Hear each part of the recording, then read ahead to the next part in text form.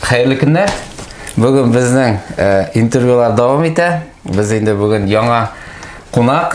Ana butunimizda Sobada bu qo'noqni bilamiz. Bilamiz endi ismi bilan tugul, endi ko'p ishlari bilan da, ko'p o'zining medinasi bilan dagan. Bizning bugun qo'noqda Ilnaz.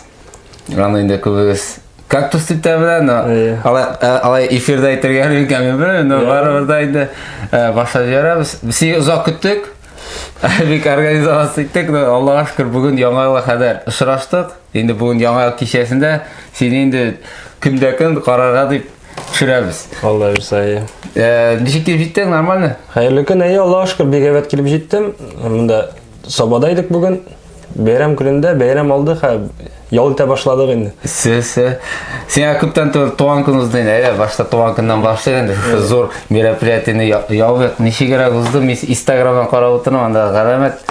Tug'an kun, Allohga shukr, tug'anlar da ko'p bo'lgach, do'stlar da ko'p bo'lgach, bu yil endi 30 yosh bo'lgach, men uchun 19-yil bek o'ngishli bo'ldi, Allohga shukr. Hamma yil oxirida itoqlar yasab qaraysan ekan, baribir bizning qizim tu'di. Alloh shu bu eng zo'ri endi.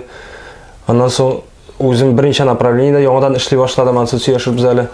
Shuni 30 yoshda bo'lgan, shunday voqealarda bo'lgan, zo'r etib o'tkazasi keldi. Endi tug'anlar bilan Allohga shukr bek ko'ngilli, bir yil o'tirgani tezgina o'tdi-da ketdi.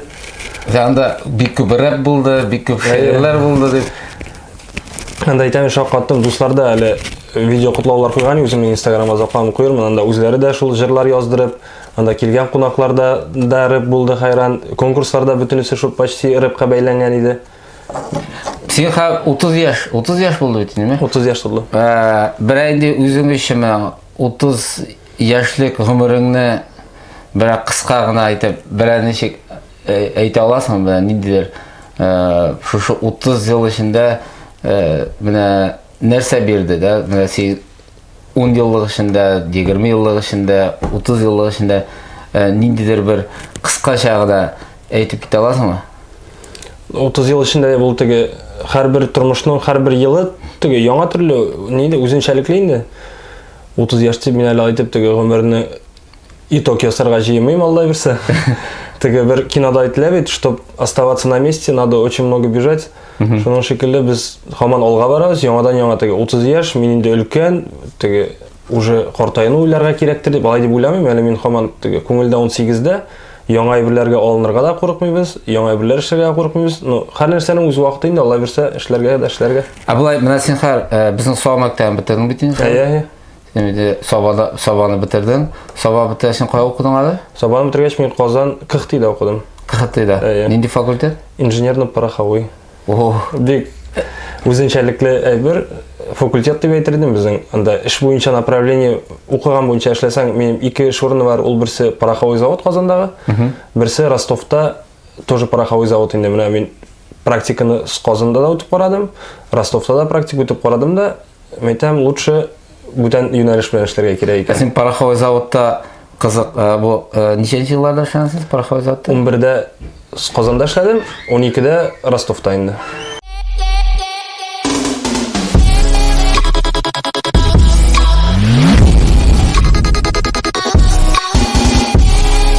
Бу пароховой заводта кем булып эшләгән сендә, ничәнең? Безнең пароховой заводта бездә НИИ дигән, научно-исследовательский бер бар инде, отдел бар.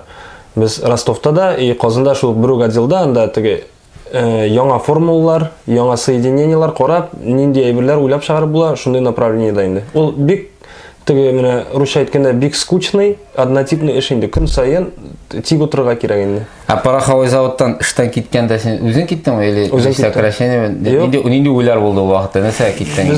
Хөкүмәт эшендә калмадың. Безнең практикада җибәрделәр дә шунда, и аннан соң выбор була синең. Киләчәктә универны бетерүгә киләсеңме син монда, юкмы? Мин сразу уже bir kun барып эшләп караганнан соң, мин монда килмим дип уже конкретный ответ бердем инде, потому что мин анда үземне күрмим дә, и гел бер урында утырып, гел бер вакыт тиякләр белән эшләү ул минем өчен түгел инде. Вот. Абай мен сен структураны күрдем бит, зур, анда бит 1000 кешедән артык, 1000дән артык кеше эшләйди, военный база ишкә кирип шулай. анда ниндер инсайтлар алдыңмы? Мен просто нәрсе айтасым килә, сен хөкүмәт өчен һәм хәзерге эшләйтергә һәм бары сен эшмәкәрлек өчен дә беләсең. Шуны анализлау килә сен аркылы. Сен анда нинди инсайтлар алып чыктың, мәсәлән, зур заводта эшләү мәсәлән. Ул пороховой завод, анда мин беренче ул вакытта теге эшмәкәрлек һәм ничек алар акча эшли икән, вообще гомумән аңлый алмадым. Анда менә шул пороховой завод ул кичкенә генә авыл. Аның içinde машиналар йөрми, анда ат тагына йөриләр. Анда башта бер цехка барып җитү өчен аларның аралары 1,5 километр. Сине кертәләр, бер генә җирдән киреп була инде анда, койма тирәли анда ниләр, солдатлар тора автомат белән инде. Бөтен җиргә карап, сине керткәндә от үйдә вещь тикшереп, бер нәрсә дә алып кермичә керәсең, сен анда ручка белән кагазлап кергә ярамый, и соответственно ул ручка белән кагазны алып чыгарга да ярамый үзең белән, потому что теге секретная информация булып бара инде. И мин анда шакаттым, алар ничек яшиләр, кайдан акча эшләр дип, без бәлки анда теге продажный отделга кермәгәнгә белмәбездер инде. Шуның өчен ул аерым бер авыл пороховой завод, меннән сразу теге читкәрәк, дальшерак китәсең вәкилдә инде. Сен пороховой заводтан анда кая киттең? Аннан мен Кварт дигән заводта эшләдем, Кварт резинотехника. Анда начальник вентиляционного отдела идем мин. Ул үземә яңа төрле әйбер, менә вентиляциялар өйрәнә башладым да, бер 4-5 ай башта өйрәндем мин. 4-5 ай өйрәндем дә, дөресен әйткәндә, анда начальник отделы булсаң да, перспектива юк икәнен күрдем. Анда зарплата мен ул вакытта Казанда тора идем. 13-нче ел 15 мең алай начальник отделы. Мен Казанда квартира исемәт торам 8 меңгә, 7 меңгә көн сайын бензинга китә, атнага грубо говоря 3 мең. Мен бу 1 меңгә, 15 меңгә, 16 меңгә эшли алмыйм дидем дә инде. Аннан да сразу шул 6 ай булды, тоже сразу киттем үзем. Аннан теге җибәрмибез дип штрафлар яза башладылар инде. Гел анда кешенең эштән җибәрәсе килмәсә, гел берәрсә табылып тора бит. Моны уйлап чыгарып, тегене уйлап чыгарып, барыбер Аллаһка шөкер 1-2 айда җиңеп чыктык та без аны. И бүтән сен бу вакытта Казанда яшисең инде. Бу вакытта Казанда яшим, параллельно укыйм 6-нчы курста. Бу укуда барам. Укуда барам. 6-нчы курс, 6-нчы курс. Безнең пороховойда анда 6 курс укыйлар. Шулай аерым бер генә факультетны шулай. Бу сен студент вакытлары әле. Бу 12 укып бетергәннән соң ничәлек анда? Укып бетергәннән соң мен укып бетердем, диплом алдым да сразу сабакка китеп киттем. Шул көнне. Шулай. Мен пороховой заводта эшләгәндә, Квартта эшләгәндә әле теге барыбер җырлап та йөрим, анда нитеп та йөрим. И дипломны алдым да мен 31 январь көне, 1 февральдә уже мен сабакка кайттым да эшкә дә урнаштым. Әйдә бу җырлау дигәннән, әйдә бу темага киреп китә, синең нәрсәрәк инде теге күбрәк кызыклы. Мәсәлән, бу ул вакытта мен исемдәле, мен вакытта бу 2008-ләр, 2009-лар бит, шулай бит. 2007-ләрдә башланды бу инде. 2007-ләрдә 9, 10, 11 дер инде. Теге менә исемдә башта интифак чыкты бу инде. Belki sen meni күрмәссең, әмма дә ләкин һәркем сизәдер өстен. Миңа кирәкми дөньяның көмеш алтыны, әмма үзең сорасаң, учларыңа салырмы? Yo, вообще имбиришәре башланды бу. Булат Байрамовтан теге колбаса, мен шундан башланды бу, алаймы? Андан соң интифак чыкты бу, андары теге кемнәр? Андары сез чыктыгыз. Күзләремне йомып Ушар идем күккә, күбәләкләр генә йөрер, якты хыяллар кырып, безнең тормыш зебра сыман, аксызык, карасызык. Мин сукыр калган күшек сыман, алданган, яңа туган сабый кебек басына, ышанам, ышанышым син генә, ишетәсеңме Аллам, әти әни сеңнемне калдырма, ялварам. Ул шулай бер поток булып алды. Бу ниндер бер вызов булдымы? Ничек каян башланды бу теге рэп җырлау? Ул рэп җырлаучылар менә син бәлки карамыйсыңдыр, ул хәзер дә бик күп. Аларда хәзер дә чыгып тора. Татарча рэпта анда менә көн сайын кирип бара, аны группалары бар, үзләренең төркемнәре бар. Кирип карап барасың, анда яңа кешеләр гел чыгып тора. Теге чыгалар 1-2 айдан соң югалырга мөшләр чыгалар.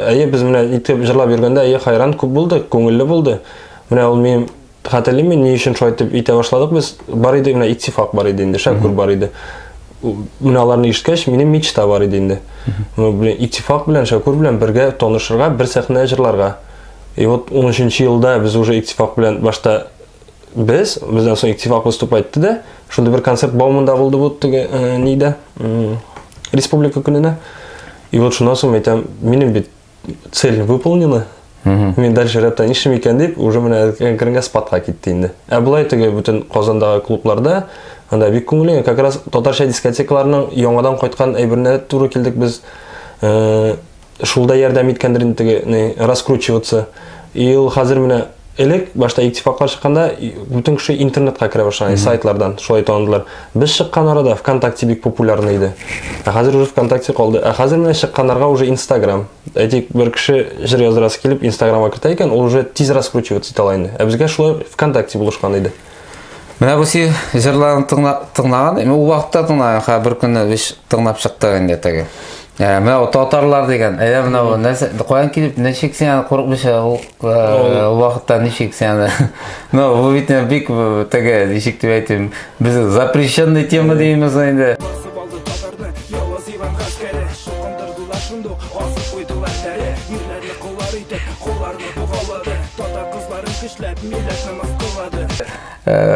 Ул татарлар рэпын жырлар каян башына килди? Музейда булдымы сен? Нече? Ул бүтүндө мен Казанга келгенде биз авылдан татарча билебиз, русча бик билип та өтөрмүз, аны теге барыбыр урысча сөйлөшө турган кишилер бүтөн түрлүү карыйлар сен авылдан, сени бул ашуда булгандыр инде балки, шундан биз аны Фәнир белән шалтыратыштык да.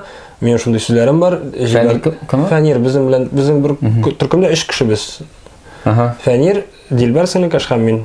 Шул татарлар җырын яздык та Фәниргә җибәрдем.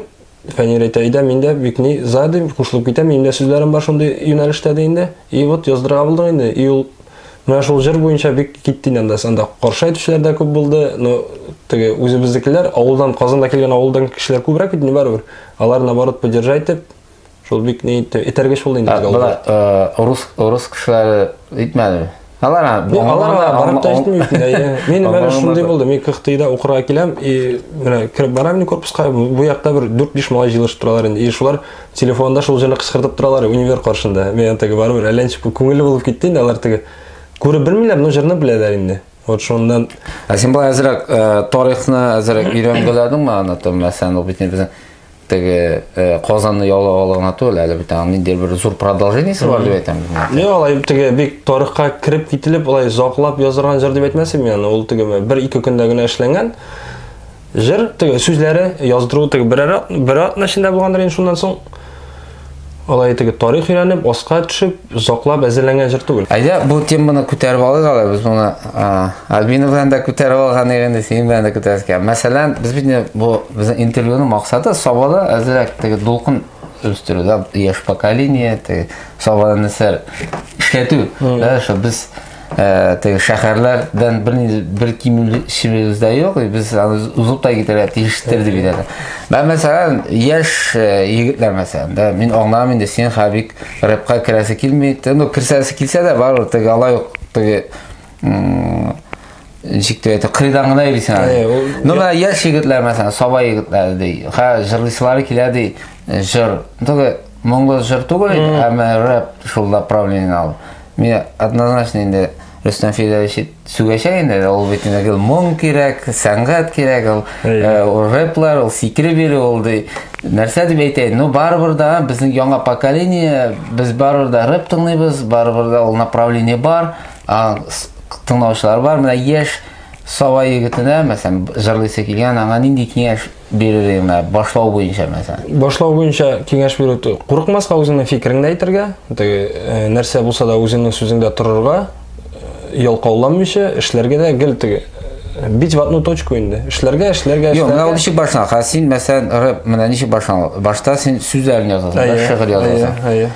Андары ул шигырьгә син, наверное, бер бит излисең да? Я излим, кеше излим син. Үзем излим, теге анда ул бит бик күп интернеттан табып та була. Син если телисең икән, чтоб ул җыр белән уже теге авторский синеке генә булсанга, анда шундый күп кешеләр Сабада да әйтик, анда күрше районнарда да син текстыңа бирдең, анда үзең авыз белән генә күрсәттең, примерно ниндирәк син мелодия хочешь, алар сиңа бер атна эчендә хоп музыканы язалар да бирәләр. Син алардан уже сатып аласың да, бу полностью музыка синеке генә була, то есть җыр да синеке. Пример ничә сум андый нәрсәләр? Андый нәрсәләр, музыканы әйбәтне бер 5000 алып була инде. Шуңа яздыруда шуңа. Алар кемнән син музыка аласың, аларның обычно студиялары була, алар сиңа уже бушка яздыра. Булай булмыймы бер җыр? Мин агач утыртам, агач үстерәм. Бу елка булып китте бай. Ничек әйдә? Бер хайпы. Иптәш егет бар менә, ул нитә инде. Аның студиясы бар үзендә.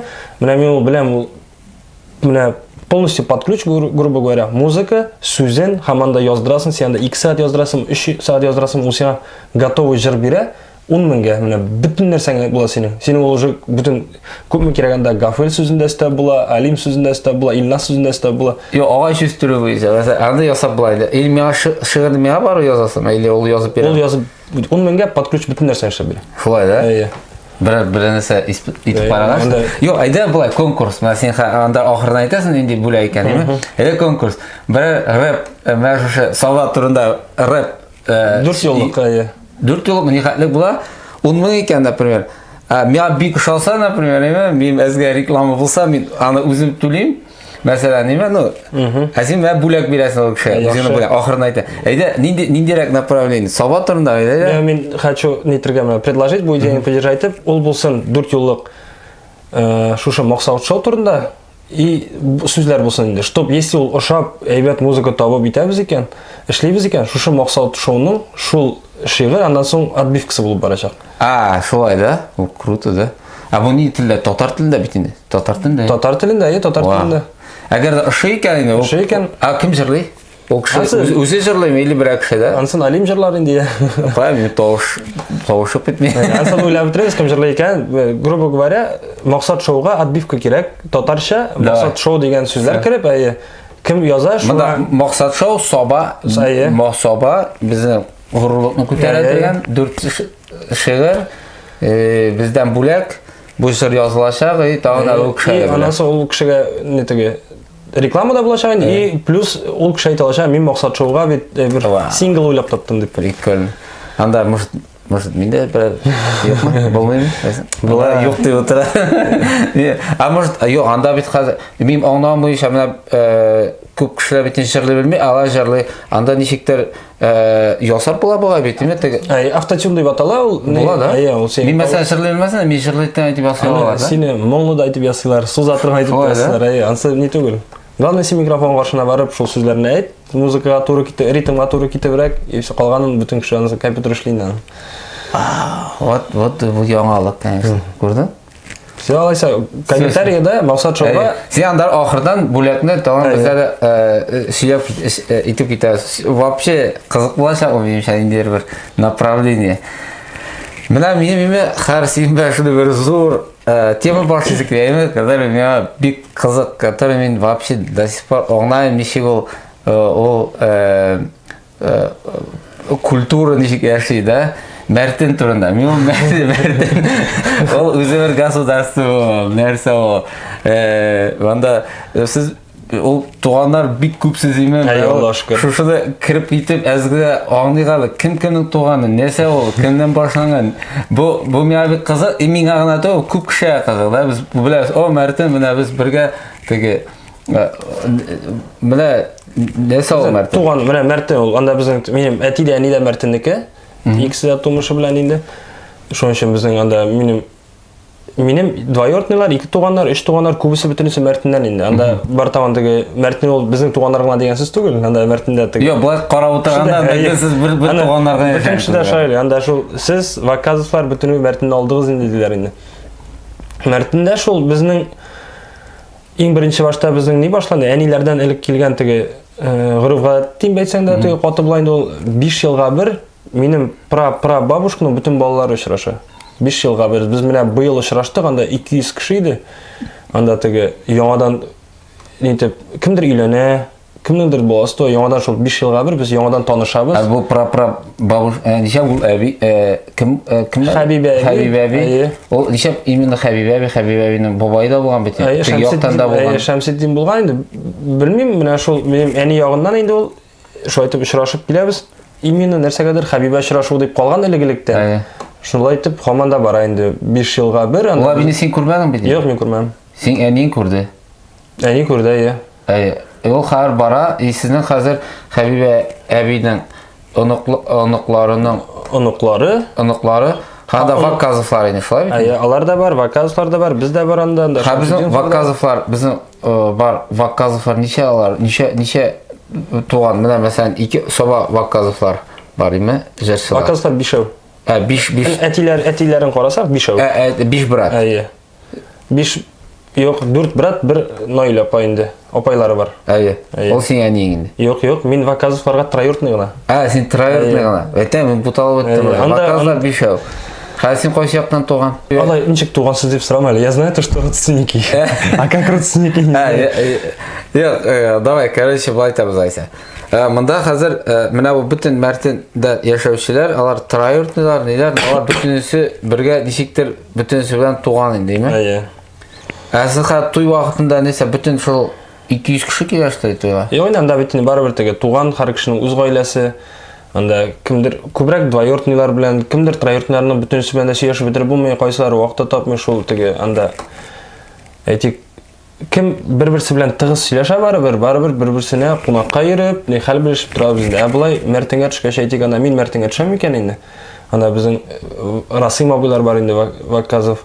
Мен аларға түшкәш, өтіп кетіп барғанда, Расим абайны көріп, әйдәйін лазыным, кірейінде шәй ішінде, бұл айтып, шәй ішмеші өткермелер енді үйлер яғында. Бек қонақшал Аллаға шүкір. Мәртен зор алып мұсың? Көптенен болған кішкене шаққа? Қыш күні 5 қожалық тұра. 5-6 енді көп болса. Бәтеш, шыны берекейін алып мұны? Қыш күні түгі міне қазір 5-6 бұла енді. 8 болса енді көп болса. Жай күні қойталар енді, Қазаннан да қойтып тұралар анда төп үйлеріне да қойтып, шында кімдер дача шекілі использовать етіп, шойтып қойталар енді. Шынан соң біздің Мәртенде тағы міне мен абы Фидерис Ганиев истәлігіне біз итіклі хоккей ұштыра башладық. Өзі исән болғанда ел сайын шайды 60 сайын жылышып, 12 біз шулы туғандар білән, дуслар білән жылышып енді. Қазір ол мәрхім болғаннан соң, аның истәлігіне деп шул февраль айында ел сайын өткәріға болды енді. Біздің міне алдағы еліні бик зор итіп ұздырған едік. Бұйылны біздің Қазаннан даже Татар радиосы командасы қойты өзлері біз қатнашыға деп өзлері шығып, анда біздің Собадан айырым кішілер өзлері тілеп, әйді бізді қатнашыға деп, біз анда бүләклерін өзі біз алабыз.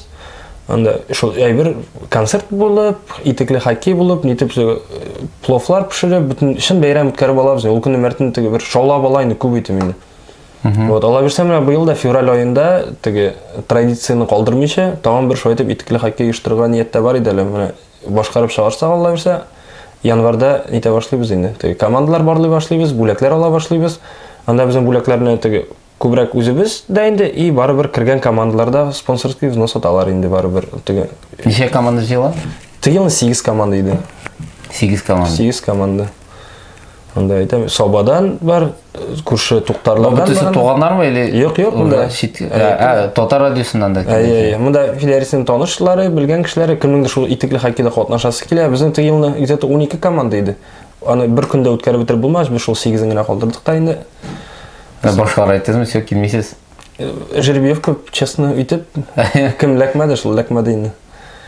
Сіз главный игроклар ләкмәсі, анда несі бар? Ансы Федерисінің двоюртныйлары, ансы қатнашуы не? Алары точно қатнашуы. Әмінәті көрші ауыллардан келген, Ирактан қайтқананда, дусларынан келгенлері енді, алар уже Жеребьев көйләйін. Команда ортып кетсе. Ортып кете, бек көп ортып кете. Анда Сабантой болмайын да біздің? Самантай біз ауыл жиынығына өзі біз тұрайтып, нейтіп, ештірабыз енді, міне, қазір әлі анда клуб түзілді бұйыл. 5 шертқа клуб түзілді? Анда жай күні кіші көп. Жай күні Мәртенде бек көп кіші. Қыш күні да айтамын, 5 күні түгілін, ол бір 8-10 да бұладыр енді қой бірақта. Анда кебет бар ма? Жоқ, кебет жоқ. Кебет жоқ, мәктәбі жоқ. Кебет анда көрші ауыл бар 5 километрда енді, шында ерелерін көбірек. Собада эшләүчеләр бітінен да бар бір. Ол Мәртенде 5 қожалық қана тұрса да, анда міне құрбан ғайеті не болсын, анда бүтін собай түші шында, бүтін туғанда біздің әтилер яшілері алар көп бетінде. Бізде міне яшілер әтилерге еріп үйрейбіз шында түшіп, Мәртеннен да тегіне 5 күн әйдегеш та ол теге буран ери тұрған ауыл түгел, анда гіл кіші көп. Анда қонмасалар да шында бүтін кіші гіл шындайын. Шуңа міне клуб ашылдан да көптен түгілгіне, қазір міне зурлап шул яңа клубта яңа алып беремін бұлайынды. Вообще қызық. Мен бик түшкәні кішкене шақта бір түшкен бар, андан соң да түшкен жоқ. Мәртеннен да туғанларына болмаса, халық бары бір дұс деп айтымыз соң, зиратның, бүтін зиратны біз ұшында Мәртен ауылы кішілері өзлері жиылышып, бүтін қимасын алыштырдық. Анда міне мәшет аштық тегі еліне, мәшет салдылар. И бұл клуб енді уже міне. Клуб біздің не бойынша енді. Мен сен ойлаған бойынша да, міне қазір ауылда қыш күні 5 шертқа, жай күні қойтағар дейсің. Мына сен, яш поколение бар. Бар, яш деп айтам енді, 30 яш яшында. Самый нәрсе. Мына Сен уен бармы, сен собада тұрарaq, нишек шәһәр кешесен собаға қайтару мәсәлән? Нишек анда нәрсә эшләргә кирәк, мен шул мәртендә эшләп, киләчәктә кешеләр шунда кайтсын. Мәртеңгә ничек кайтарга әйтә алмыйм, но соба буенча менә соба белән казанны чагыштырабыз икән. Менә нәрсә юк собада, что ул казанда бар. Анда мен иптәшләр нитәр инде, менә безнең балалар анда детский садикка йөри, анда 4000 түлибез без берсе өчен. Сезнең собада монда ничәдер генә сум, сезнең монда бассейн бар, тренажерный бар, парк бар. Ник безнең казанда бар ул, но анда башта машина утырып барырга кирәк, анда такси белән баланы җибәрә кирәк. Сезнең все есть в одном месте диләр инде. Біздің собақладны, міне мәртінге де бір ойын бар ма, мәртін, нешек, шондай ауылларны. Мәсәлән, бір күні... Мәртінен де бик көбей салалар яңа. Анда міне яшілер, олар тіге пока әліге собада яшап, бәлки тіге әзірек үлкен болғаш, мәртінге түшіп тұрған мекен, ләки дача шекілдігіне мекен, но мәртінде үйлер, яңа үйлер салында қайран. Анда кіші көп. Әше бір күні бір лекция тыңдаған ек, бұл Стэнфордтан келген бір профессор. Ол айтам, Америкада енді, самай Калифорнияда енді. Мәсәлән, бүтін үшсіз жерлер бар дейді. Мәсәлән, мәртінде жерлер үшсіз мәсәлән, онда үшсіз. Қаш шуны сатып ала башлап, шунда түзей башлаганнар. Нәрсәгә дигәч, хәзер автопилот була бит, мәсәлән, машина үзләре йөртә, машина чабышы да, һәм Ford бирде регистрация уже, чтобы аларның шулай серийный чыксын да. Ну, сен водитель юк, сен адрес кыласың, үзе бара. И фактически, когда шул машина барлыкка килгәч, сен бит без разницы, сен кая яшисың да, сен бер 2 саат юл, мәсәлән, сен машинага кирип утырдың, уже сен офиста утырасың, эшләп утырасың, и сен машина үзе алып барасың, чыктың. Уже машинага кирип утыру, уже эшкә килгән кебек саналачак дип әйтә инде. Шуның өчен бәлки мәртенгә хәзер шул теге автопилотный машиналарны килеп куелса, шул. Ул мәртенгә әйтергә кирәк, анда әлегә туры юл юк, анда без килде багыша туктарша, ну, круг биреп чыга. Җәй көне турыга инде. Но хәзер уже не теге, мен караган проектта бар, уже турыга юл салалар икән. Анда турыга юл салсалар 2 километр собадан. Ул тегеннән. Анда теге тыныч авыл, анда әкренгә не думаю, то что бу җирләр калачак закламый. Шулай. Анда якын, уңайлы, 2 километр гына булса, менә собадан ул бит инде. Сіз ваказлар рәшәткәләп алып, мәгънә главное, кеше кертмешен мизәтә. Зона 13. Я зона безнең теге дәрзә дип теге Beverly Hills дип дип теге. Анда бер юк инде. Менә сен хәзер сабага, сен Казанда студент вакытта, сен булай Казанны алайса студент вакыттан соң теге эшләп, яшәп карама. Сен Казанда нәрсә икәнен нәрсә, мен 7 ел, получается, Казанда тұрдым. Соңғы ақырғы 2 елда оқыдым да эшләдем да инде. Казанның нәрсә икән. Андан соң бу эш буенча да бик часто выставкалар була бит инде. Барыбер Казанда атна буе, ай буе торып кайтасың. Казан нәрсә икән белмим дия алмыйм. Но сабак айтканга эле үкенгән көн юк. Юк, бер кайчан да үкенгән көн юк әлегә.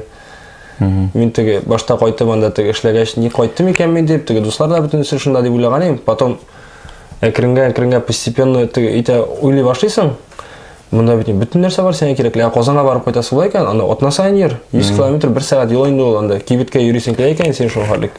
Син инде теге Саба өчен эшләгән бик зур проект дип уйлый бидем, ягъни Саба Official, да, Instagramда.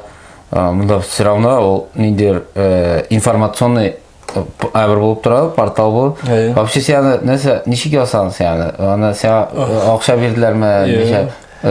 Заказ болды. Нешек анда анхалеп подписчик сені нешек тұтырды анхалеп? Подписчиклар нешек іші ол шынтында айты. Ол айрым бір бизнес проект бара өйтін сені? Ол бек әйбір яқшы болды. Мен шына біле Инстаграмды қарап балам, көп кіші Инстаграмда отыра бары бір. Күніне 2 сағат, 1 сағат, 2 сағат отыралар кіші Инстаграмда. Мен эшлисе килә бренди менә шундый Инстаграмда, что популярный әбер страница булсын. Барам машинада берсенә. Хәтерләмәм, мен пожарный янына үтеп барганда, әйтәм, Сабаның Инстаграмы нинди икән? Карыйм, анда бар 2 Сабаның Инстаграмы. Исемнәре теге Сабинский район берсенеке шундыйрак иде инде. Карыйм уже бер 3 ай берсе дә публикация кертмәгән. Алдым, просто интернеттан Сабаның тарихы булган Википедиядан информация алдым, бер карточка куйдым, Саба Official дип яздым. Төн кірттім Инстаграмға, шул кешіне бұл. Әлі оны бір кіші білмей, анда мен қатын да білмей ол күнні. Просто машина отырғанда 2 минутта шой деп тез-тезген ясап қойдым. Иртә білен тұрамын да уже 200-300 подписчик. Андан соң қарайым 1000-ге толды. Бір күнне андан соң етем, Карим Раис Нургалиевич вас отметил в публикации деп келе. Карим Раис Нургалиевич кірткен Сабаның официальный страницасы деп инде. Вот шулай айтып, андан соң нетіп бәрібір кім алып бара екен мені деп мені бәрібір шықтылар енді администрацияны. Шол не үшін башлаганын айтам, өзім тілеп, өзім үшін башлагам, өзім алып барам деп инде. Яқшы, келіштік те біз қазір теге Саба районы. Кімдер келішті? Администрация. Вот Саба район яғынан мега претензия жоқ. Мен получается мен Инстаграмын алып барам Сабаның. Ол бәрібір міне сен де Саба яңқыларын көбірек Инстаграмнан білесің, кішіні де, нені де. Анда бір кіші де ВКонтактеде отырмай. Мен онса шына мен әйттілер теге не деп мен страницаны алып барам Сабаға, әйбірін реклама белән акча эшләйкән, онса миңа зарплата була. Кул кысыштык да, все Сабаның Инстаграмын менә әле зарланган кеше юк, Аллаһка шөкер, теге зарланалар инде анда. Тока активно сезгә төшә башладым инде шунда. Ничек тә син бер күтәреп ала, син по настроению була, кайсы чакта теге. Кайсы чакта биш күтәреп китеп ала. Теге үсүе җиңелрәк, чем на одном уровне держать. Шуның өчен теге башта бит инде Инстаграм, Сабаның Инстаграм бар икән, анда 2 кеше, 3000 кеше хоп җыелды, 15000 кеше. Уже 15000 соң үсеп була дальше. Но аура үсәргә. Уже теге башта этик менә сине страницада әйткәндә 1000 кеше җыю сиңа җиңел, а уже 2000 кеше, когда синең 1000 дустың бар, 2000 кеше җыю уже аура. Сиңа нидер яңа бер кирәк. Менә без аны тоже уйлыйбыз инде, аны күбрәк Әдилә белән ике алып барабыз. Хәзер полностью Әдилә генә дисәк тә була. Теге барыбер яңа конкурслар уйлыйбыз анда, теге ниләр дә уйлыйбыз. Страницаны гел нидә в топе держать инде. Гел активный булсынга, яңа кешеләр җыярга тагын. Анда мен бүтән районнарныкы белән чагыштырып карыйм, анда бүтән районнар булмактан да түгел, бүтән районнар белән чагыштырганда Сабаның страницасы теге более официальныйрак тора. Ул чынлап та анда калган районнарда мен карыйм, алар теге үз тормышларын керткәннәр күбрәк, анда кем алып бара шул кертәдер инде. Мен Теләшенеке белән сөйләшәм, Теләшенекен тоже менә алар нитәләр инде. Бергә оештырыйк әле, безгә кеше кирәк, безгә ниләр кирәк дип. Без оештырып карап Теләше белән күренәйин барыбер Сабадан кешеләр аларга подписываться итә башлады. Алардан безгә керем әзрәк. Кеше керүе әзрәк инде. Менә алга таба шул барыбер Кукмара белән эшләргә, күрше районнар белән эшләргә, ул бит инде әйтик, мин күрше районнар белән эшлим икән. Ул миңа гына плюс. Потому что рекламодатель Алим килә дә миңа, менә мин гафелне белдерәсем килә ди инде. Миңа әйтәм, монда Саба гына күрмим, моны Кукмара, Теләше, Питрәш күрә дим. Син более күбрәк нитәсең бит инде. Кызыксыну белдерәсең, когда аны бүтән районнарда күрә, Саба гына түгел, күрше районнар тем более монда бит инде Кукмарадан Сабага килергә ярты сәгать машинада. Грубо говоря. Ну, мин дә сөйлим, хәзер бераз менә сап китте. Ну, менә бу аны, наверное, бизнесмен булмаган кешеләр бик аңлап та бетермиләр дә. Нимә, һәр китте ничектер күбрәк социалка. Социальный предприниматель дигән нәрсә популярна хәзер, да. То есть социальный проектлар, ну, например, миңа, например, гафельне рекламировать кирәк түгел. Миңа вообще реклама фактически башта без ашап кара, хар юк, да. А күбрәк гафель ниндидер социальный проектта катнашты дисәләр, ул миңа да эшне итә кытыклый. И отдачасы да күбрәк, мәсәлән, да. Шуның өчен күп кенә эшмәкәрләр социальный проектларга тыга. Ну, шул реклама мәсәлән, да, реклама ул социальный проект буларак ул рекламируется итә. А булай точечная реклама, мәсәлән, теге ничек дип әйтим, шул теге подпискалар итә, бит, подписаться конкурс. Ул хәл, ну, не работает. Ул бик әйләнде, ул бетте ул. Бетә башлады, да, то есть. А булай теге социальный, менә мәсәлән, без һәр елны мероприятие уздырабыз инде. Садовый центр башына беренче елны без инде бүтән җиргә реклама биреп, теге радиоларны әйтик тә, безнең анда почти 260 мең кеше килде, безнең монда сыймады ул кеше. 7 артист чакыра. А быел инде без Сабалар белән ясадык аны, Саба, ну, мәдәният дип тә. И реклама бирмәдек. И безнең быел нормально ана 100-170 кеше килде, и ул безгә җитте дияргә була. Сезгә быел үзегезнең генә кешеләр килде, которые ваши клиенты. А теге все пришли. Вот. И ул бит тоже безнең бит аны кутышкыч акча чыгарабыз без аны. Артистларга төлибез, ошатабыз, бүләкләр, ниләр. Ул бит тоже теге ничек дип әйтим, ул чыгымлы. Но шунда килгән кешеләр, мәсәлән, шунда килгән кешеләр, шунда булган кешеләр тұрмышта недерме нәрсе бар, вопростар бар, шу кішілер бұлыша. Аңлайсыз неше кіші?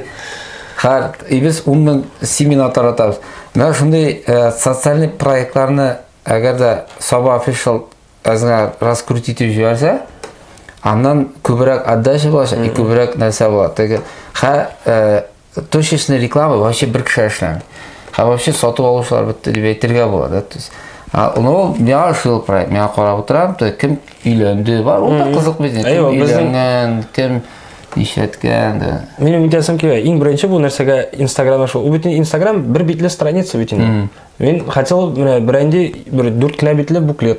Анда бірінші бетінде әйтек, бұл сенің видео проект шекілі әйтек Алим Галимуллин турында статья. Бірінші бетте ең ақырғы бетінде кімдер үйленішкен карточкалары білен, мен шындай бір отналық шығарасым келген еді. Ортада уже реклама, чтоб бұны шығарыға оқша болсын ғайды. Анасы ойлады, алайтып ішлеуі, аны кіші қазір бары бір қағазын тұтып оқып отырмай, шын үшін Инстаграмны қарадық та, Инстаграм ішлерге болдық енді. Аны да, ойырым рубрикалар бар, үйленген кішілеріне біз кіртіп тұрабыз. Оны теге страна должна знать тебя дегенде яңа бір нәрсе болса, анда пенсионерларның құтылуына ол үлкен яшьлі кішілеріне, пенсионерларды белгіш айтам, үлкен яшьлі кішілеріне құтылуыбыз. Аны потому что білерге дейш, потому что 90 яшқа халық яшаушылар, бик сирек ансы. 100%. Андай әбілері бар аның пунктлар, біз обязательно өзіміз тілеп, өзіміз өтей тұрған енді. Әміне бұл реклама бойынша, ол реклама түрлі болалы. Әйтек міне сенде күндәлік ола тұрған бір түгіл. Әміне грубо говоря, кибетте күндәлік ола тұрған бір. Сеңа Инстаграмға нені беру, реклама беру, ол керек гафойның бар екенін білсінлер үшін. Аңа керек, чтоб андай товар қойтты, хам олсынлар үшін. Уақыт ек сота тұрған кішілерге, кибетке, грубо говоря, керек, Инстаграмда реклама, күндәлік керек. Әміне сен шекілі зор айбірге, уже садовый центр проектқа, ол көрсетірге керек, то, что бар андай проект, но күндәлік рекламаға беріп тұру, ол сенің керек түгіл, дұрысырек. Сен өзің ютубта өзің чырып, сен больше показываешь, чем Инстаграмнан бір бетті.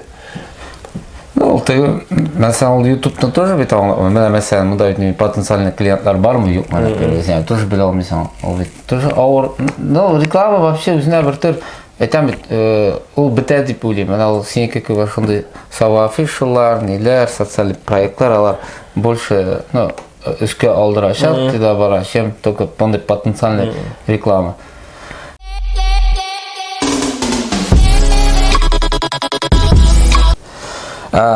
Біздің де дауам етеміз екінші жерде. Бүгін мен кәлесі сенен білән лесхозда музейда түшірәс келген. Бүгін ел ақыры болғаш, уже яңа ел бірсінің де біздің анда келерге вақытлары болмады. Сен бизнеспен ненде қатнаш бар? Бизнесің бар ма сенен? Ненде бизнесларға шығырланған ба? Бір әнде инсайтларың бар ма бизнеслар? Бизнеспен шығырланған дегенде, ел сайын 8 март күніне мен шешеклер сатам. Ансы 100% нәйбірінде. Ол менің үшін оқша ішлеп ола тұрған момент. Не шешек сатасың? Тюльпан. 8 мартқа тюльпанны сен білсең неше қалалар екен. Иратылар қатынларына, әнелеріне, әтелеріне. Но бәлки бұл уже болмас, потому что бүтін проектқа кірдік. Анан соң шол 14 февральға тағын ойыншықлар, зор аюлар ап қайтам мен. И яңа елға қатын қызлар иратыларына набор инструментов біле кетірге ярата. Хам 25 февральға ол бик бизнес яғынан бик маржалы, бик ола тұрған айбірінде, міне әйтек, сен қоясың екен бейбене? Бұлай, сен общий бір бизнес ашып қараған бар ма? О, формайты, мектеп, кіші шкалап, андай опыт бар ма? Міне, башадық қана әлі. Сен қай қояшысың ағы? Мен Агроробот деген организация аштым, ауыл қожалығында біз тізден ойыққа көтеріміз ауыл қожалығын. Сен яратасың енді? Анда несі роботлар башта? Біздер дайылны роботлар, біз Лейли деген организацияның Татарстан бойынша дилерлары, әліге Татарстандағына, міне келешекті Алла берсе өсерге енді көрші регионларға. Шул дайылны роботлар, әтек сыйыр кірі роботқа, сауыла, шығып кейте, ол робот көрсеті белок, жирок, қойсы сыйыр ауырта, қойшан біз ауылы. Сен Инстаграмда қойын, біздің зор ферма ясалды бейті, 2000 баш сыйырға. Шул пашта 2000 баш. 2000 баш, 2000 әту 2000 баш. А сен анда нешесің? Біз анда роботлар қоябыз, анда 38 робот қойылашақ ферма түсілі біткенде. Анда біздің организация полностью роботларны қояшында и полностью обслуживает әйінді. И роботлар отылса...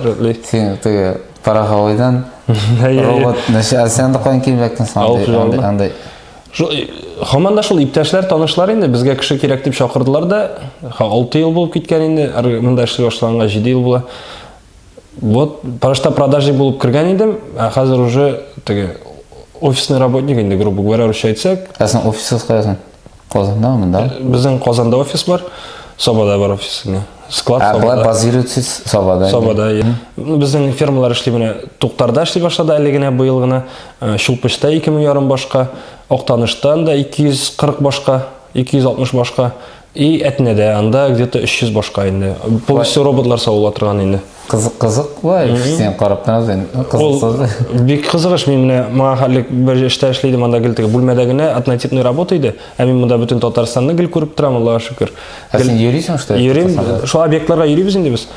Анда бренди әйбер кирәк булса, я документ, договорлар апарабыз шунда, я запчасть алып барабыз.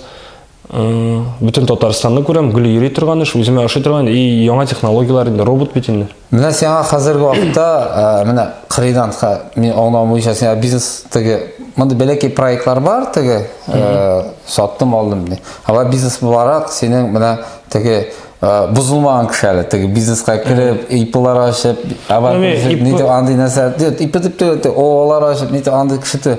Менә сиңа менә шундый кеше белән яшәсем килгән иде. Менә кырыйдан хәзер битне карап торасың, син үзең бизнесың юк мәсәлән, безнең хәр бик зур пропаганда бара, син эшмәкәр булырга тиеш, син мондый булырга тиеш, шундый форумнар, ниләр. Менә сиңа о, менә синнән ничек менә син кабул итәсең, син менә эштә эшләп утырасың. Юк, минем дә акчасы дип уйлыйсыңмы? Ничек сиңа влияет наша информация? Ул теге кеше должен пытаться инде всегда. Менә мин хәзер быел куйдым бер вендинговый аппарат Казанда центрда. Ул минем эшләп тора, Аллаһка шөкер. Аннан соң менә мин вендинговый аппарат, кофе аппарат. Кеше килә, кофе савый алып китә инде. Анда бер бармен да юк, бер нәрсә дә юк. Теге элекке кеше килеп порошковый түгел, ул шин зерновой кофе алып китәсең. Центрда утыра Казанда, Аллаһка шөкер. Аннан соң без менә энем белән әле яңа елдан 20-нче елдан тагын бер проект башладык инде. Башлаячакбыз точнее. Аны буенча да бәлки эшләргә, ну, күбрәк ул анда эшли инде. Без теге партнер булсак та, мин помогаю гына. Ә булай кем бизнес эшләргә теләми дип, аны бит мин эшмәкәр дип көненә 200 сум акча эшләсәң, тоже тормыш алып барып булмый. Пока син почваны подготовлю, әзерләмичә, почваны әзерләмичә, анда эшмәкәр сүзе генә бер тиен дә тормый. Менә ул сүз генә бит инде эшмәкәр. Үзең син реально кулга тотып бер нәрсә эшли алмыйсың икән, анда лучше пока кирмиш торгадыр, иртәрәктер. Үзең әйтә алмыйм, нәрсә әйтергә дә. Предпринимателем надо быть инде. Булырга кирәк эшмәкәр, үзең эшләргә кирәк, ансы сүздә юк. Ләкин ни өчен обязательно ул юк бернинди шаблонда син эшмәкәр булырга тиеш дигән. Тик менә мин организация эшлим, миңа бу эшем ошый. Мин вижу то, что мин больше пользы приношу инде бу организациягә, әлегә бәлки. Анда мин киләчәктә булмас димим, эштә дә калырмын мин, бәлки бизнеста булыр инде.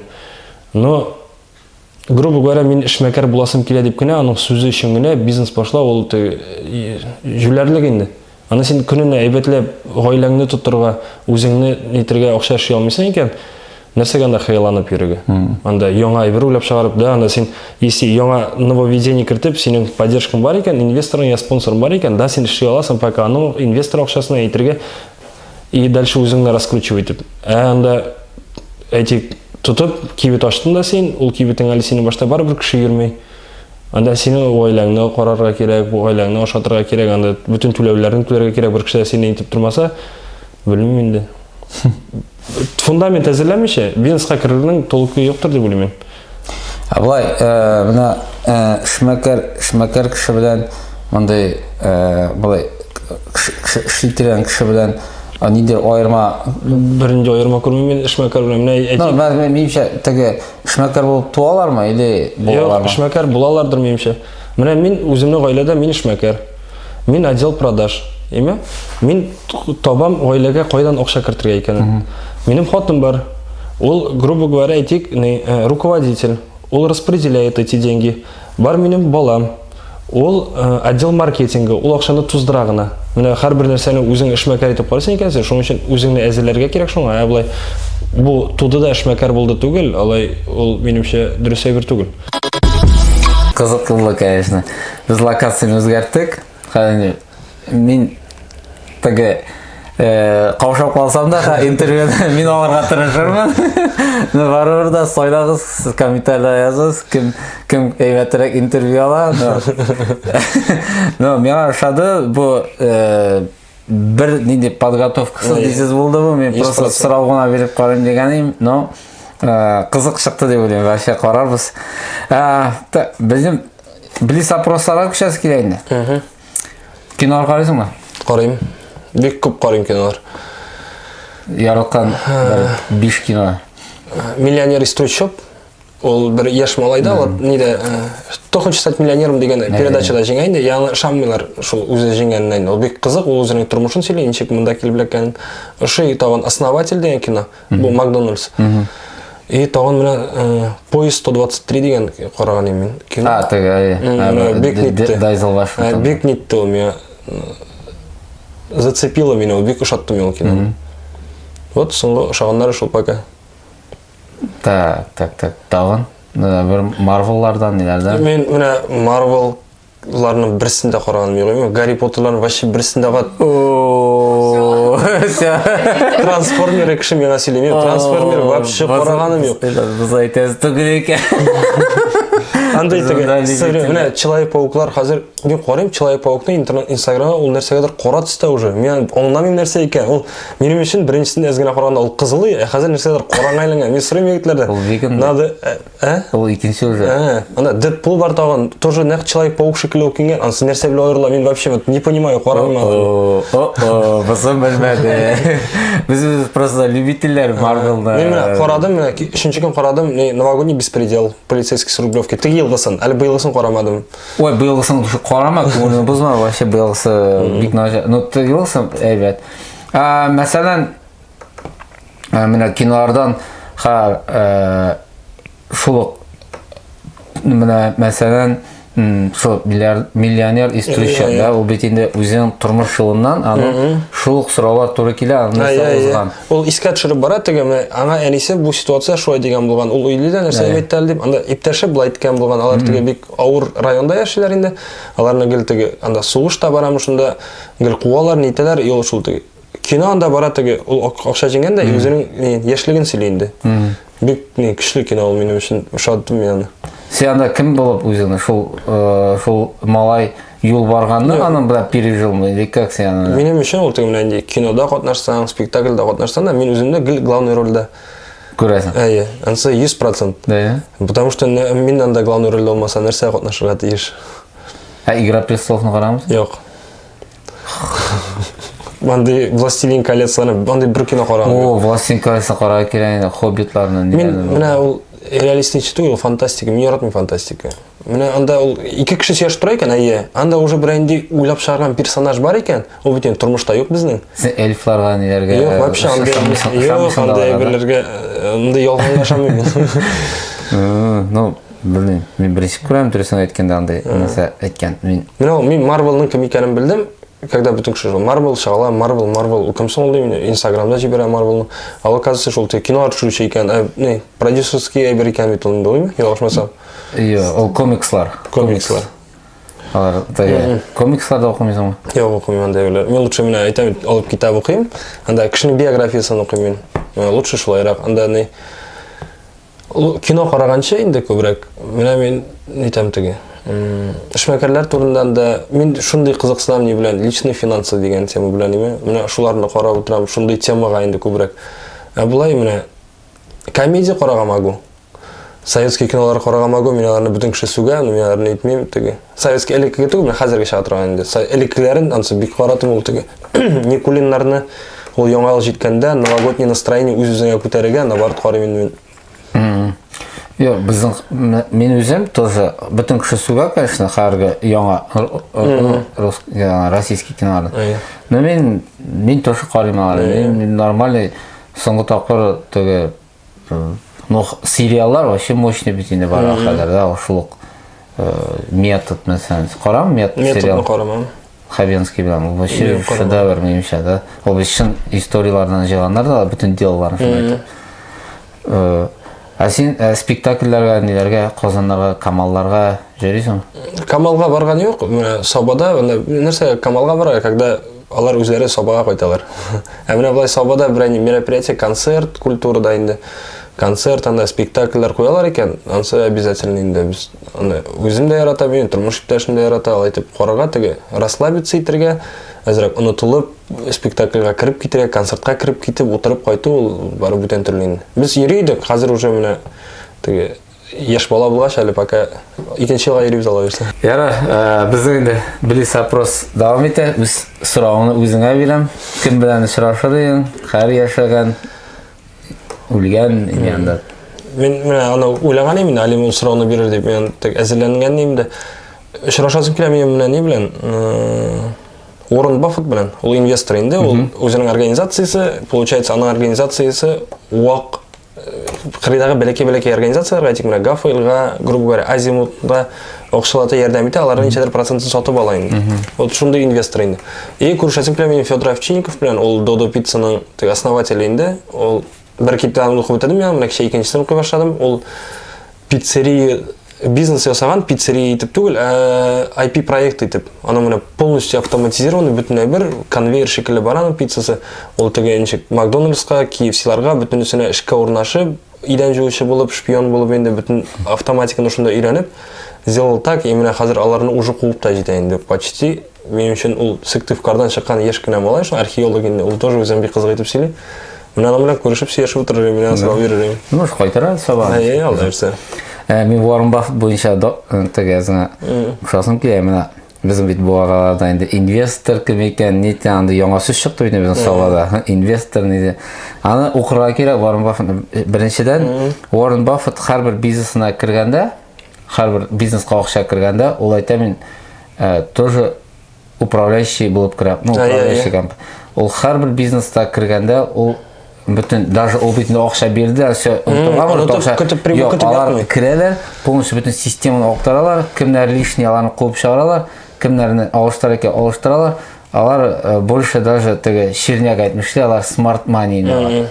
Но аны вообще біріңіздің ақшасы болып инвестор боласы келсе, бірінші Уоррен Баффетны оқыра керек, потому что аның идеологиясы мощный, конечно. Мен қызықсына ұшаңы где-то бір 2 ел болды Уоррен Баффет, мен шоққа там ол ана мына шындай ол энергиясын сөйлеу бойынша энергиясын юққа тратить дейді. Мен Стив Джобс шекер, ол бүт күн сайын бір гына түрлі футболка кие. Теге бір гына Стив Джобстың шындай әвері болған енді. Теге ол энергиясын тратитмес үшін ойларға мен бүгін нәрсе кием екен, нәрсе кием, ол алып қоя, айтик 7 түсті қара футболка, гіл шындағына кие. И Уоррен Баффеттың шындай әвері бар. Ол күн сайын ішқа барғанда мен Макдональдсқа шындай. Айтик өзімне байытып қистам екен, мен $5 бар шындай. А өзімнің әлі ақшалы әз деп ойлайм екен, мен $3 бар шындай. Аның акциялары заработал, он $5 аши, грубо говоря, завтракны. Чай екен енді $3 ашиды. Нәрсе бойынша, Додо пицца бойынша, мен аны бірінші Тиньковның интервьюсын қарағанда. Ну, вообще молодец. Аны бар телепередачасы болған көптен ауылдағы бір бәлекеген шәһәрдә бір пиццерия қызы білен алышын алар. Онда ошада келіп көруге уже сразу бұстын қыз башында, мұнда шындай жайлы, я все тут изменю деген, ақыры екінші күнге уже қыз успокоилась, мұна жеңеген алып бар бұл мейкен деп анда. Қора гигант бетін алдады, шындай. Молодец. Сенің, мәселен, аларның ненділер бір әйткен, неткен сөздерін өзінің тұрмышында қолданасың мұқа мәселен? Мен ол Овчинниковның анысы бір бар енді. Не үшін сен айттым бітәр, не үшін бизнесқа қаман кіші. Айттым бітәр, мен де сен де не деп бизнесқа тартылырақ тейіш деп. Овчинников ол бүтін интервьюсына почти айтып бара, бизнес это социальный лифт вверх дейінді. Типа, сен өзіңі кіші боларақ ашыласын келе екен, сен не должен анда күні бойы ол айтайын, күні бойы офиста қағаздар арасында отырады. Сен должен развиваться, сен должен гіл сілкінерге өзінің возможностьна ашыл дейінді ол. Шол сөз енді. Уоррен Баффеттің көбінданың ол мен целый цитатниклары бар енді, мен қоланам деп етмеймін, но аның мен ол сөздері ұшы енді. Мен ол нейті 10% етіп қойды енді, гіл плати себе дейінді, Киясаки шекілі ол айты. Сначала, допустим, нейді сеңа ақша кірді бренде кірім, сен башта өзіңе төле, сен өзіңе де төлемесең, сеңа бір кіші төлемейді. То, что сен зарплаты получаешь, ол зарплата сеңа, чтоб ты жил просто дейін, проживал дейін.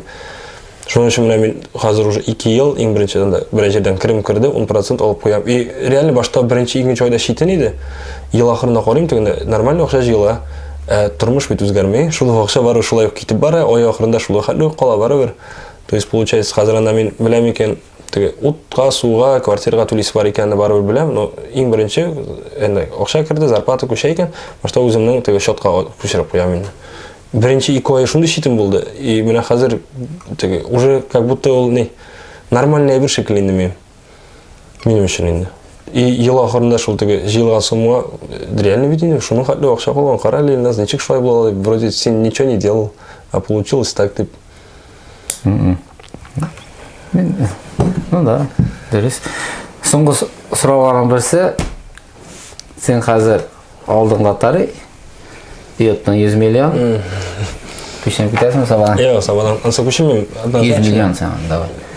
Бірінші мен әлі пока толы психика еліме аңқылы оқша, нештетіп бұлай екен оқшаны еме.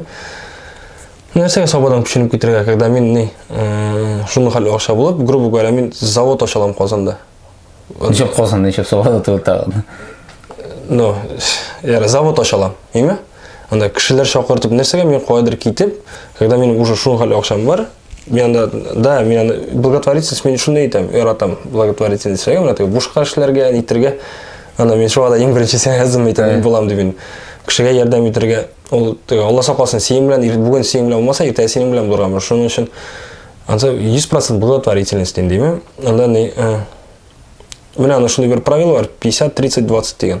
50 это все расходы, 30 это развлечения, 20 это инвестиции.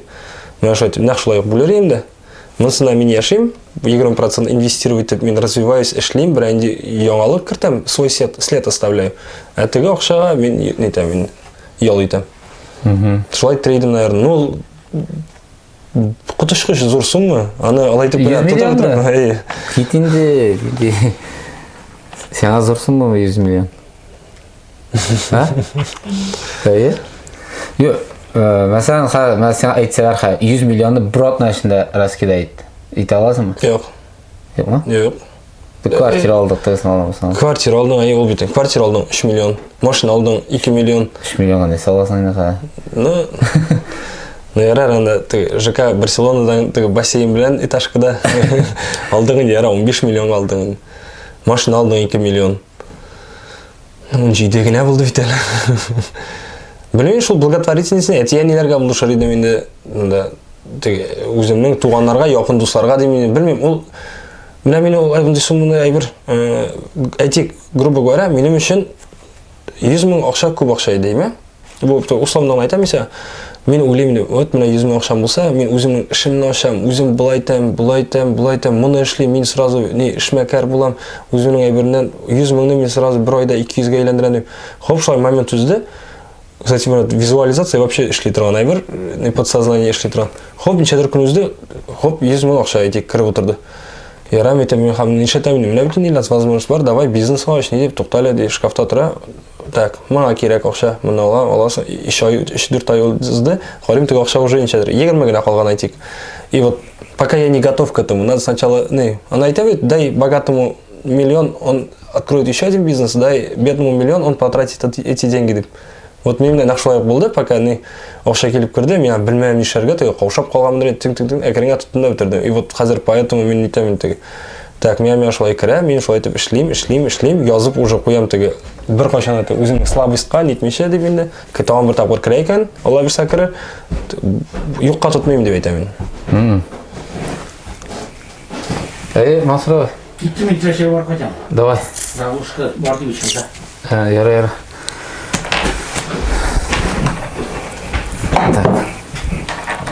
Все, біздің интервью тамамлана, рахмат дегенге, но мен де резюме жазасың келе. Мен сенбе яшу, біріншіден приятно болды, и ненде бір стресскі болды, да, біріншіден сен өзіңді қой екеніңді білесің қайырғы уақытта. То есть, мен сені рэп бойыншадан етіп қарадым, сені да сен нәрсә икәнен беләсең, ничә икәнен беләсең, бизнес буенча нәрсә икәнен беләсең. Үзеңнең эшләгән урының беренче менә шушы тәмин белеп, үзенең бәясен белеп эшләү ул бик зур нәрсә. Мин күп кенә кешегә сөйләшәм, мисал өчен әйтәм. Күп кенә кеше каядыр эшли шул администрациядамы, нидәм, даже газда эшләгән кешеләр дә генә киләләр дә, и алим, берәр нәрсә әйтәсе, үз эшләренә канәгать. Ул минемчә иң начар нәрсә, когда син үзеңнең һәр вакытта кая булганыңны довольный булмау.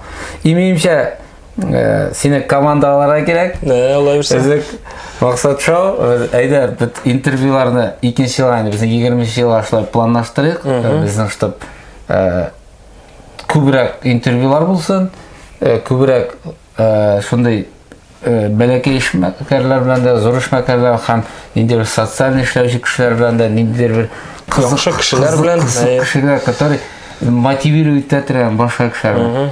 Минемчә син интервью ала торган вообще сүз юк, син вообще мен сиңа без видео сүндергәч әйтәм, син интервью алганда менә бай закрытый итеп, так, үз сүзне үлчәп. Когда үзең интервью алганда прям да, давай. Ул миңа бик ошады. Инде безгә сиңа да һәм инде аиләңә дә яңа елларда зур, тагын да зур уңышлар, саулык, бәбине үстерергә, Алла бирсә. аның бөтен тәмин белергә искән вакытта минемчә кызы инде ул, үземнең дә бер яшь кыз бар, ул үзе бер теге бер ям йөгереп кайтара торган бер нәрсә инде барыбызна яңа еллар белән һәм инде давай синнән соңгы яңа ел теләге и бүләгеңне әйтеп китсәң. Так, беренче бүләк буенча бу Дональд Трампның шушы китабы, без алдарак әйткәнчә Максат шоуга 4 еллык татарча Максат шоу кергән, анда Саба сүзе кергән. Без аны кемнеке иң әйбәт ошый, без аны сайлап алачакбыз һәм аны бәлки килеп чыкса музыкага яздырып, Максат шоу ясыйбыз, ошый икән, ясыйбыз. Ошый да икән, Максат шоуның үзенең отбивкасы итеп, шул менә сезнең сүзләр именно шушы шоуда кулланышак торган. Җырлыйсылар килсә җырласыннар. Җыр кемнең үзенең җырлап, үзем әйтәм, мин үзем яздырыйм әле, минем тавыш булса, шушы тапшыруда икән. Бик нигенә. Пожалуйста. Шул Алим белән икәү бергә сайлыйбыз, шушы китап шушыны бездән бүләк була инде. Юк, синдән бүләк, ә миннән инде аранжировка да, идеалай. Жестко. Ну, подумаем. Да. Басы тылсым бару, бу миннән сиңа бүләк. Бәләкәй шушы үйегездә торсын, матур гына әйтеп, сиңа яңа ел бүләге, безнең шушы бүгенге интервьюны напоминать әйтеп, не әйтеп Тарата инде, как нельзя бүтін кіші кактус берген, мох айбәтерәк. Үйде теге реально көп кіші кактус береді, әқа бола болғаш, қойырға орын yok. Бола, я тұтта, я үстіне ауашында. Шитке тығып яшырып қойды. Үйде башта кактус берген, хатыда айта кактус берген дедім, әйтем yok, кактус берген, бох берген. Рахмат бекзар. Давай, яңа еллар белән 2нче елга очрашуга кадәр. Бүтән максатларыгызга ирешергә язсын, яңа куйган бүтән максатларыгызга барып җитәргә язсын, гаилә тынычлыгы һәм сау-сәламәтлек. Рәхмәт. Сау булыгыз. Рәхмәт.